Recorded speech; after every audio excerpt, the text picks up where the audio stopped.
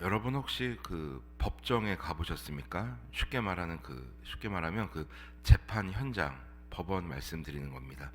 저도 이 법정에 한 번 가봤는데 참 흥미진진했습니다. 이제 원고와 피고가 이제 서로의 어떤 그런 시시비비를 가리기 위해서 이제 싸우는 모습을 봤는데, 이제 원고 측에서도 변호사를 선임하고 이제 피고 측에서도 이제 변호사를 선임하죠. 그래서 변호사들끼리 이제 그 죄를 놓고 죄 여부를 놓고 이제 싸우는 장면을 목격한 적이 있는데, 처음에는 굉장히 흥미로웠습니다. 어느 한쪽 물러서지 않고 이제 팽팽하게 이제 싸우는 장면들 보면 굉장히 흥미로웠고요.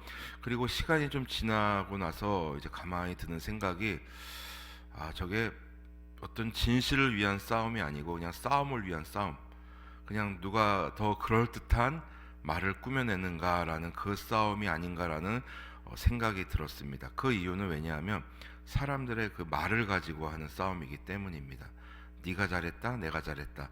이제 서로 이제 그 뭐 그런 것들을 이제 굉장히 논리적으로 이제 얘기를 하는데, 결국엔 어느 한쪽이 거짓말을 하고 있는 겁니다. 아니면 둘 다 거짓말을 하고 있거나. 근데 둘 다 거짓말을 하고 있을 확률이 크지요. 왜냐하면 어떻게 수단과 방법을 가리지 않고 상대방을 이겨야 하니까. 그래서 그 참 나중에는 참 공허한 싸움이다라는 그런 생각까지도 들게 되었습니다. 왜냐하면 인간의 말을 가지고 하는 싸움이기 때문입니다. 그리고 법정에서 중요한 거는 이제 증인 싸움이죠. 누가 증인을 확보하느냐, 또 증거를 확보하느냐, 그 싸움입니다. 그래서 증인이나 증거가 채택되면 이제 거기서 이제 결정되는 경우가 많은데, 그런데 그 증인과 증언조차도 증인의 증거조차도 조작되는 경우가 허다하다고 합니다.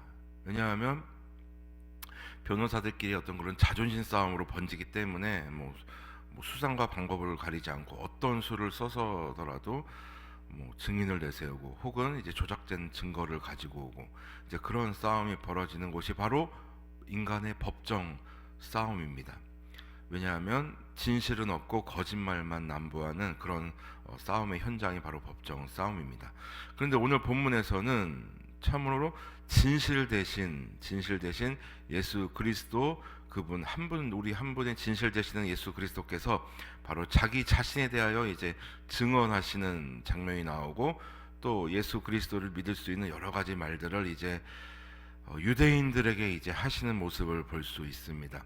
예수님께서 하시는 증언은 참된 증언이죠. 왜냐하면 예수님이 곧 하나님이시기 때문입니다. 살아있는 하나님이시고, 살아있는 그 하나님의 말씀이 육신이 되어 이 땅 가운데 오신 분이시기 때문에, 그분이 하시는 말씀은 참 진리이고 참 진실이고, 그리고 그분의 삶 자체가 바로 살아있는 하나님의 증거라는 것을 우리는 알 수 있습니다. 그러나 오늘 본문에서는 예수님께서는 계속해서 하시는 말씀이 있습니다. 나는 이렇게 살아계신 하나님을 증언하고, 또 구원의 주체자 되는 나 자신을 너희들에게 증거하고 증언하지만 너희는 도무지 믿지 않는다라는 이제 그런 골자의 말씀을 이제 하고 계시는데, 오늘 본문의 배경은 이제 예수님께서 이 38년 된 병자를 고치시고 나서의 그 이후의 일들입니다. 유대인들이 예수님께로 와서 이제 그러죠. 너는 왜 안식일을 범하느냐? 그리고 네가 뭔데 네가 하나님의 아들이라고 우리에게 이야기하느냐? 네가 하나님의 이름을 모독하는도다, 신성 모독을 하는도다라고 하면서 오히려 예수님을 공격하고 예수님을 박해하려 합니다. 그리고 예수님을 죽이려 합니다. 자, 그러한 현장에서 예수님이 참다 못하셔서 이제 얘기하시는 겁니다. 너희들이 박해하는 자가 누군지 한번 생각해 보라는 것이죠. 너희들이 그렇게 바라고 있는 메시아에 대해서 내가 직접 이야기해 주겠노라, 직접 증언하겠노라 라고 얘기하십니다. 그리고 나의 증언은 특별하다라고 얘기하십니다. 왜냐하면 여러분 32절 보십시오. 나를 위하여 증언하시는 이가 따로 있으니 나를 위하여 증언하시는 그 증인이 참인 줄 아노라. 자, 이 구절은 성령 하나님에 대한 예고입니다. 자, 보십시오. 나를 위하여 증언하시는 이가 따로 있으니, 성령님이 여러분 스스로 우리를 통하여 증언하시지 않습니까? 예수 그리스도가 우리의 구원자시고 살아계신 하나님의 말씀이 육신이 되어 이 땅 가운데 오신 분이라고 성령 하나님께서 우리로 하여금 깨닫게 하십니다. 그리고 성령 하나님께서 예수 그리스도를 믿게 하십니다. 그래서 여러분, 삼위 하나님은요, 서로가 서로를 상호 보완하고 서로의 사역을 존중하고 서로를 세우는 역할을 하고 있습니다. 바로 삼위 하나님께서 그렇게 우리와 함께 동행하시고 그렇게 서로가 서로를 세워주는 그런 일을 하고 계십니다.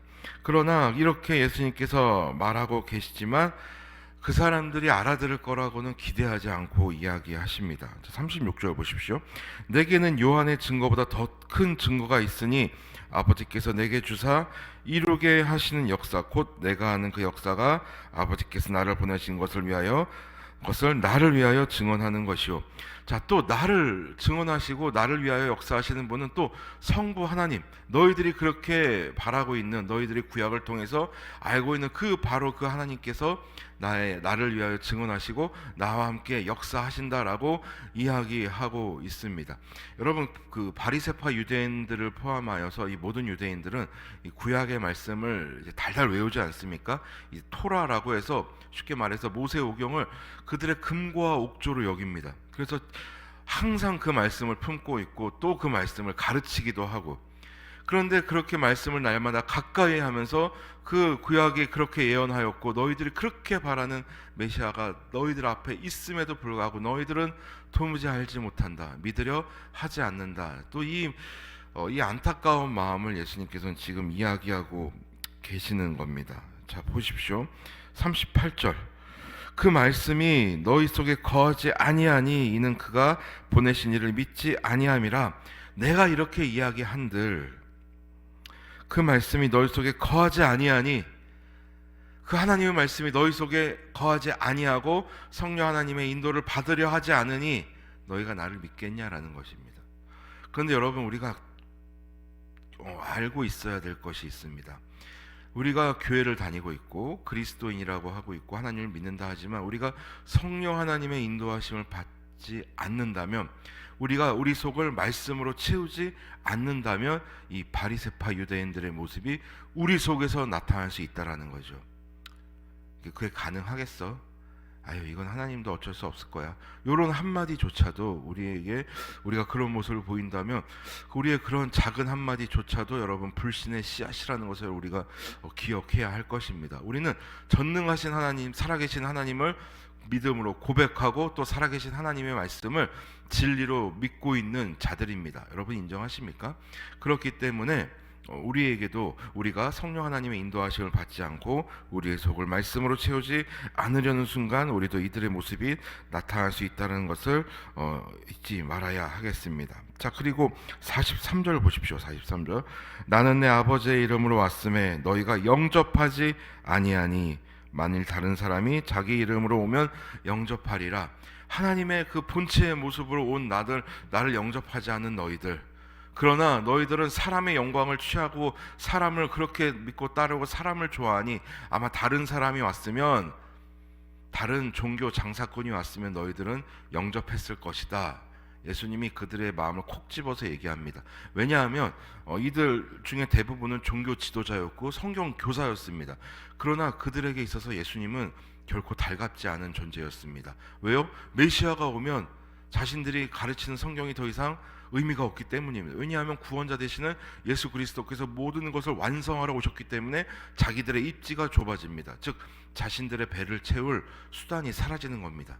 그러니까 이들의 목적은 말씀 자체, 메시아 자체, 예수 그리스도 자체가 아니라 이 성경 말씀을 가지고 종교 장사를 해서 자신들의 배를 채우는 것이 이들의 목적이었습니다. 그렇기 때문에 예수님은 이들에게 있어서 결코 오셔서는 안 될 그런 존재들이었다라는 것입니다. 예수님이 그들의 이중성을 정확히 꿰뚫어 보시고 너희들은 나를 환영하지 않고, 아마 다른 종교 장사꾼, 다른 사람이었으면 그들을 아마 영접했을 것이다 라고 얘기합니다. 자, 그러면서 예수님께서는 이제 최후의 경고를 하시죠. 내가 너희를 아버지께 고발할까 생각하지 말라. 너희를 고발하는 이가 있으니 곧 너희가 바라는 모세니라. 자, 이 말씀은 뭐냐면요, 자, 메시아인 내가, 구원의 그 구원 자체인 내가 너희들을 성부 하나님께 고발하거나 너희들을 멸망의 가운데로 인도하지 않을 것이다. 너희들이 그렇게 금과 옥조로 여기는 모세가 기록한 율법, 여기서 말하는 모세는 모세오경을 이야기합니다. 그 율법 스스로가 율법이 바로 너희들의 올무가 될 것이다 라고 이야기하는 겁니다. 여러분, 율법의 유익이 무엇입니까? 물론 우리가 율법 아래 있지 않고 이제 우리는 은혜 아래 있는 존재들입니다. 그러나 율법을 우리가 폐해서는 절대 안 됩니다. 율법의 유익은 죄를 깨닫게 해주는 겁니다. 그리고 하나님이 싫어하시는 것이 무엇인가? 구체적으로 또 이 문서를 통해서, 글을 통해서 알 수 있게 해주는 것이 바로 율법입니다.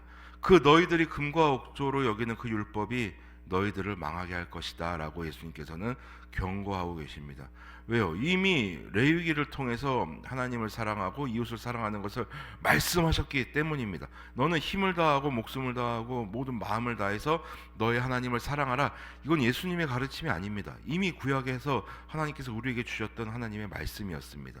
너희들은 그것을 달달 외우고 가르치는데 너희들이 그렇게 그 메시아를 거부하고 이웃을 사랑하지 않으니 너희들이 스스로가 그렇게 끔찍히 여기고 있는 율법으로 너희들은 망할 것이다 라고 예수님은 경고하고 계십니다. 그러면서 46절 보십시오. 모세를 믿었더라면 또 나를 믿었으리니 이는 그가 내게 대하여 기록하였음이라. 분명히 말씀하시죠. 모세는 이미 나에 대해서 기록했다. 너희가 그 모세가 기록한 하나님의 말씀을 믿었더라면, 종교 장사의 수단으로 쓰지 않고 살아계신 하나님의 말씀으로 믿었더라면 너희들은 나를 믿었을 것이니라 라고 얘기하시면서, 자 이제 47절, 그러나 그의 글도 믿지 아니하거든 어찌 내 말을 믿겠느냐 하시니라. 그러므로 사랑하고 존경하는 성도 여러분, 이 예수님의 이 뼈아픈 일침이 우리에게 향하는 일침일 수도 있다는 것을 우리가 잊지 않았으면 좋겠습니다. 우리는 이미 예수님을 구주로 영접한, 구원의 약속을 받은 하나님의 사람들입니다.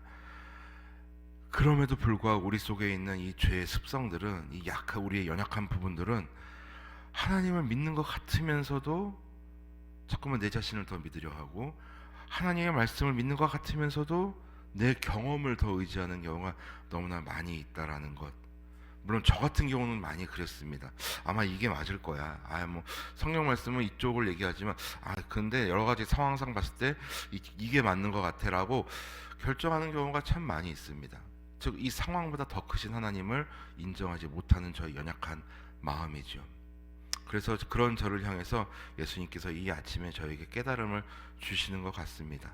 바라기는 이 예수님의 가르침과 이 뼈아픈 깨달음이 우리 모두의 깨달음이 되기를 소망합니다. 그래서 우리의 삶의 작은 순간에도 나의 어떤 지식과 또 세상의 지식과 나의 경험을 의지하기보다는 살아계신 하나님의 말씀을 신뢰하고 그 말씀을 믿고 우리가 그 말씀에 우리의 삶을 의지하는 것, 우리가 그런 삶을 살았으면 좋겠습니다. 그 일환으로 좀 공동체 성경 읽기를 하는 것이고요.